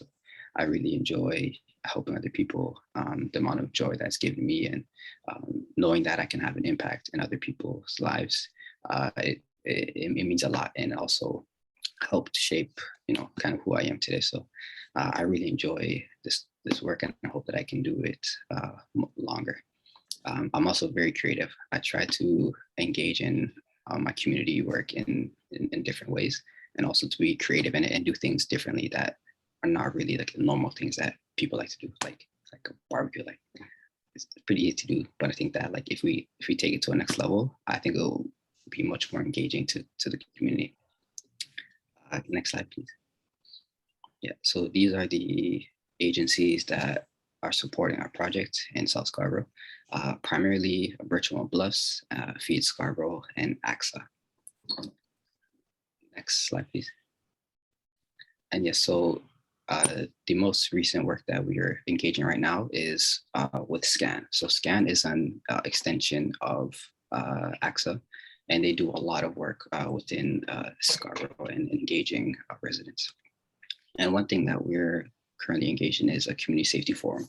So in response to the City of Toronto's Safe TO well-being plan, we realized here that often Scarborough has been forgotten and hasn't been involved in these conversations that the city engages in. So we want to do our part and get involved and to engage the residents to have their voice. And that's the main approach that we want to share. We want to give the platform to the residents because we're serving them. They're the ones who are often engaging in things in their community, and whether or not they feel safe is something that has to be amplified. And as agencies, we feel like we have to support them to the fullest. Yeah, and that's the most recent thing that we're engaging right now. Can I move to the next slide, please? And yeah, this is basically the same thing. So next slide. Thank you. And So creating a project overview, I'm fairly new to this project, so I'm playing like a lot of catch up. And the main thing that I'm engaging right now is I'm trying to work out like an outreach plan. So I've engaged with agencies and who work often with community members, primarily TCHC and East Scarborough so far. With TCHC, they often have coordinators who work in multiple neighborhoods. And I've been grateful to build a relationship with them over the years through my community service. And they've been very helpful in connecting me with residents who are doing incredible grassroots work, as well as East Scarborough Storefront. If people have heard of them, like they're amazing. Their theory of change is really inspiring, and their key thing is connecting grassroots leaders, agencies, and policymakers, and they allow them all to collaborate in very different ways and organic ways as well. So those are two key partners that I've been working with, and then I focus a lot on building relationships with residents. I feel like it's very important for me to not stay in front of my screen all day and to just do a lot of admin work. Like I really feel like you got to go out there, you got to connect with residents, build relationships with them, see how they're doing, and then see how we can support one another. And that also is connecting with the various agencies. I've also focused a lot of my time to just meeting with different community partners in this community, and seeing what sort of work they do, what sort of people who they cater to, and how I can kind of help and support them and be the bridge to them and community residents. Next slide, please. And yes, so this is my first event that I'm holding, and it's tomorrow. And it's essentially about understanding why there's mistrust in healthcare, and especially like now with COVID-19 vaccines, particularly in BIPOC communities. And we realize like there's a lot of issues that Black, Indigenous, and persons of colors often experience.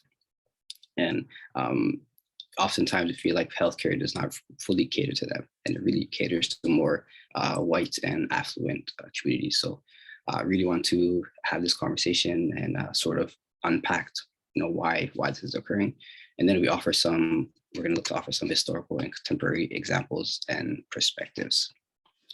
Next slide, please.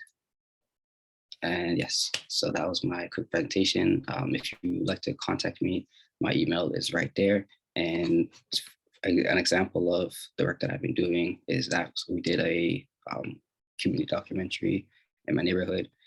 We really want to share a lot of the stories that people engage in here, and I'm very grateful that we were able to do so. Whenever you get a chance, just YouTube that and check it out. And yeah, so that is my presentation, and I would like to pass it off to Charlene. Thank you, Isak. I'm going to thank all the mutual aid coordinators for their presentations today, and everyone for engaging us in the call. We're going to start a collective discussion. First, I have to apologize for us going to a collective discussion so late. We have about 20 to 18 minutes to have a quick discussion in regards to the information we shared. So we're asking that you share any feedback or comments you have in response to the mutual aid cluster updates. Please share your thoughts about the key mutual aid values and goals you want to speak about or what you heard today. Next slide, please.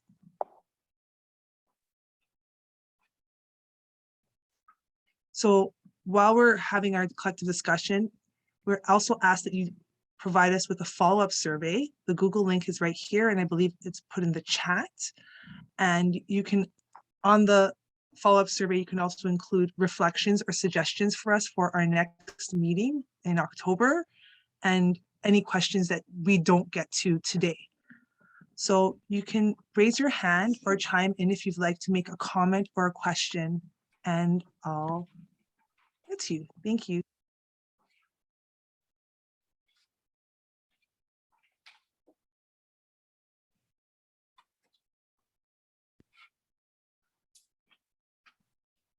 Go ahead if you've raised your hand.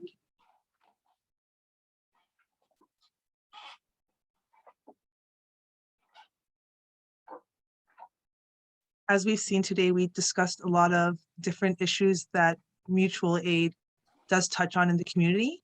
Our themes today were food insecurity, oppression, racism, navigating different systems, communication and development. And we brought to light a lot of exciting issues and grassroots organizations that are working with us. If anybody would like to say anything, please feel free to chime in. I'm gonna jump in really quickly, Charlene. Thanks so much. I just want to really, I think it was Sunder who had to jump off early, and just saying how much is happening and how much got packed in to one meeting today to try and give you this like high level overview of this project. I really want to note this moment really kind of personally. It's one where we are really kind of stepping into, I think, the next evolution of this project. And folks from all across the city, from different backgrounds in organizing and different sort of lenses and visions in your agencies. And noting as well that a part of that is, you know, we're collectively building ownership of this project and ways to move it forward. And really grateful, Charlene, that you mentioned some of those sort of emerging things, food security across the city, community benefits, community safety, these things that are really bubbling up, not necessarily on our work plan, weren't on our work plan, but are so pressing and pertinent. So thank you all for making time to come here today, and for also you know, really considering being a deeper part of this project, and really taking this to the next level, and really helping us grow beyond and into the future. I don't know if there's anyone else noting, yeah, Bruce, awesome that folks were learning a lot. Love if anyone wants to jump in, unmute themselves and share anything that they thought or felt.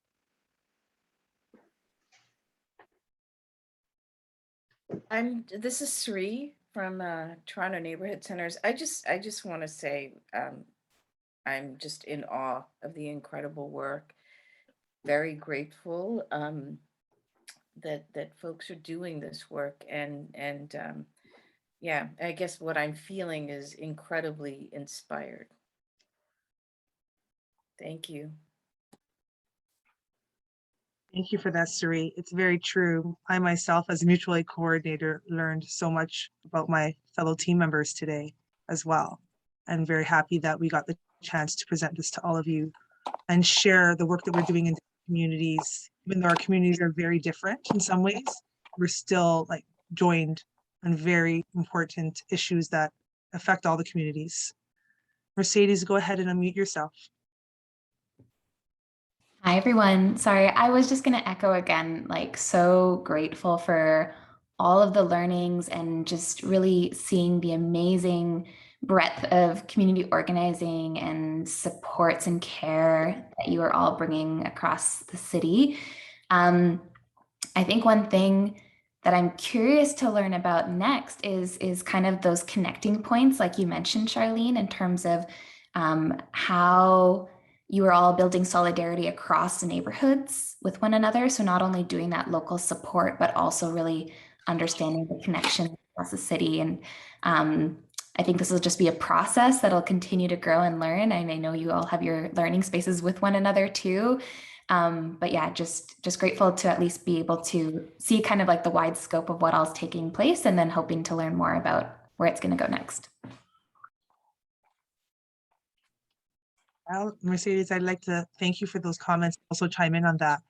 Myself as well. I live in the west end of the city, so what's happening in Scarborough or in the downtown cluster, being on the calls with the fellow mutual aid coordinators really lets me know that we're not in it alone, and that we have similar struggles, and that every neighborhood has good, bad, and in between. So this project has really helped me see that there's good, bad, and in between, and we have to celebrate the wins. And that's really, really important. Does anyone else want to chime in?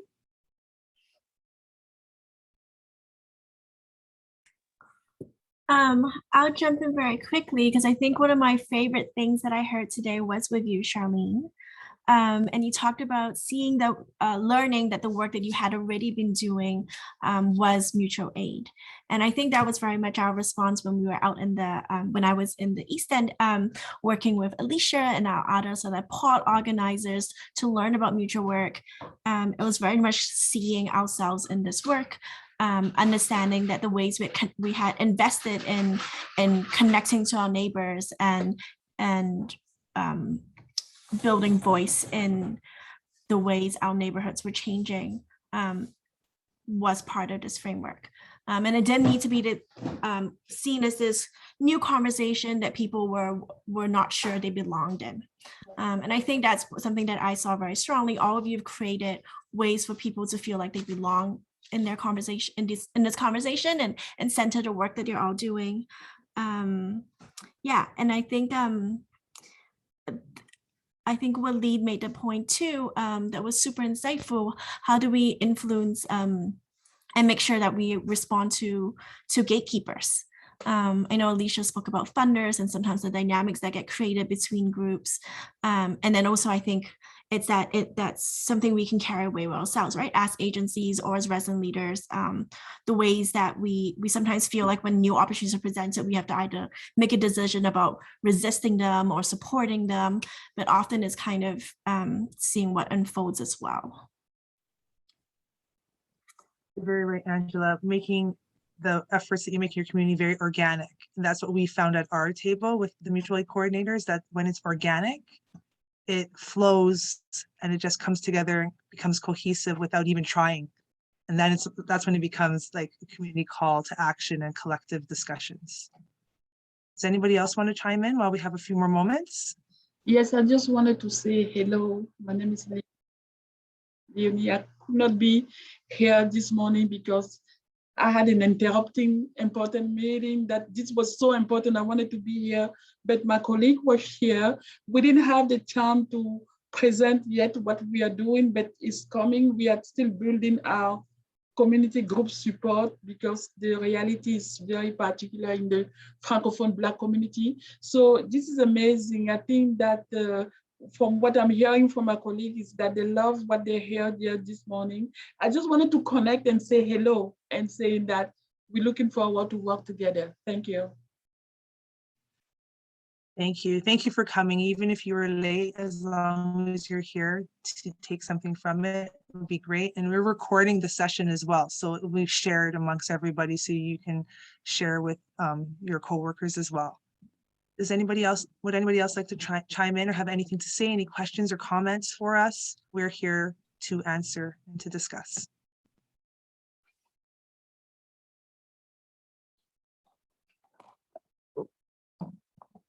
We're looking for some advice.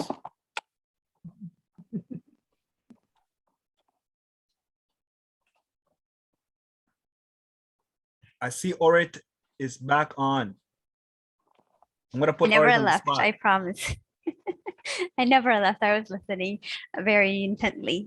Thank you. This was a lot of learning, and I know we still have a lot of things, a few things to work out, but I'm looking forward to working the mutual funds around us and anyone who's close to us. I live in St. Jamestown, so Walid, I think you're keeping everything at Regent Park. I think you need to move a little bit north from where you are. So I look forward to connecting with you. Thank you.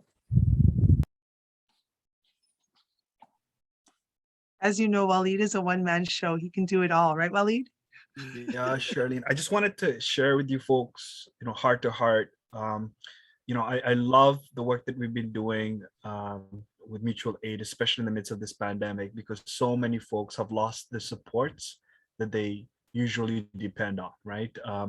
And even those traditional supports are not back yet because we're still in the midst of the pandemic and there's still those challenges. And I just want to spend some time just reflecting on why I do this work, why it's so important to me. And, I tell other fellow organizers, this is about life and death for me. It's not a job. It's not a passion. I operate from a place of trauma and, understanding that a lot of my community members are in crisis. So I just want to, acknowledge the contributions made by a friend, a colleague, a community builder, someone I deeply respect and have grown to love. His name was Diane. He was a community, not just worker, but a community member that deeply cared about our youth. He worked in more than one community center. That shows how much dedication, commitment he had. And he was gunned down and killed just last week on Saturday in my community, on my street where I live. And it was in a park that so many families visit, so many families find as a safe space. And that innocence has been taken away more than once from so many members of our community in Regent Park. So I want to encourage all of you to check in on each other, on your family members, on your friends, on your colleagues. Life is short. You never know what surprises might come up. But we also know that this violence that exists in our community, there's a cause for it. And that is poverty, the root causes of poverty. And I know Thane lived his life with integrity and did everything he could to help other youth and intervene. And I want us to honor his legacy by doing our part to intervene and support members of our community. So thank you so much for listening to what I have to say. It's been a very emotional 1 week, and my apologies for the package. Just couldn't focus sometimes when you get phone calls from folks who are also in mourning and grieving. Thank you. Thank you, Walid, for sharing your story, your journey, and honoring the memory of your friend Thane. Bruce, I saw you had your hand up. Would you like to speak?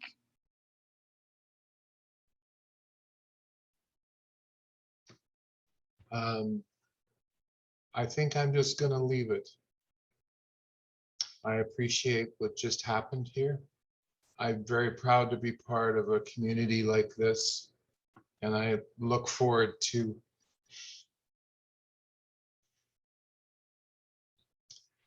continuing what we've started. So thank you all. Thanks. Thank you, Bruce, and thank you for the work that you do as well in your community. We appreciate you. Is there anyone else that would like to speak? And again, Walid, thank you for all you do.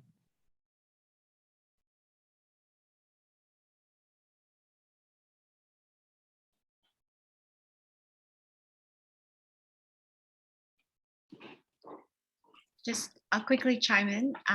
I'm so incredibly honored and proud to be with all of you here. The Neighborhood Pod Project is working along the community coordination plan that's funded by the city. We're doing this work across the city in 13 different clusters with more than about 28 agencies. So this project is growing and expanding, and you're all a part of that. And I hope that as we continue to work together, that everyone takes ownership and we can make decisions together. My heart goes out to everyone, and really being mindful that as we move forward, a lot of our discussions are around community-based safety, as well as food security. And so we will continue to build these campaigns and to really transform locally and systemically. I just wanted to also be able to share the final steps, or I should say the next steps. So I'll pass it back to Charlene, who can just give us a little bit of a reminder of what the next steps are after today. And Walid, if you can, sorry, Nahum, if you can share screen, that would be great. Thank you so much, everyone, for joining us.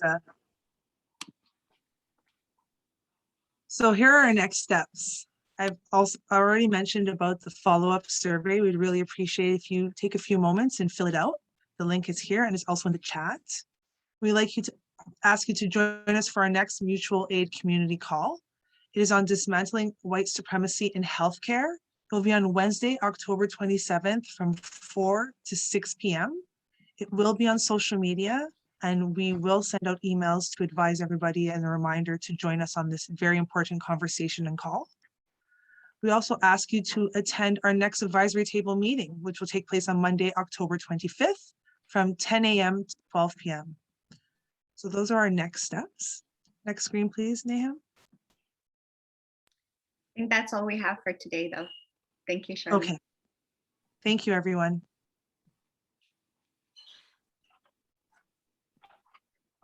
Free feel to thank you, everyone. Feel free to unmute and say goodbye. Thank you. Thanks, everyone. Bye. Bye, everyone. Thank you. Thank you, Hi, everyone. everyone. For Great joining. day, everybody. Thanks for the That was Thanks, information. everyone. Bye. Take care, everyone. And our team, if you want to stick around for a bit of a debrief, or anyone who would like to stick around, please do. Thank you.